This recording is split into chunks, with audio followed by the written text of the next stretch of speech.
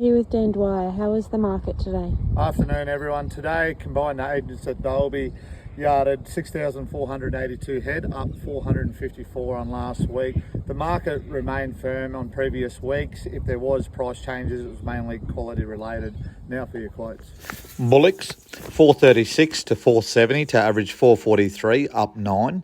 Heavy feeder steers 446 to 510 to average 490, firm on last week.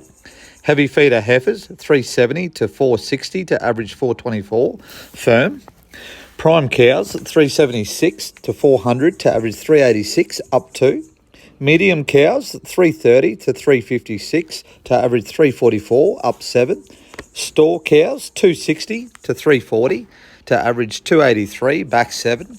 Heavy bulls 320 to 420 to average 388, up 6. Light bulls 350 to 422 to average 391, back 80.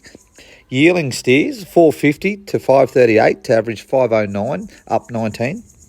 Yearling heifers 370 to 450 to average 433, up 31. Weaner steers 374 to 582 to average 523, back 9.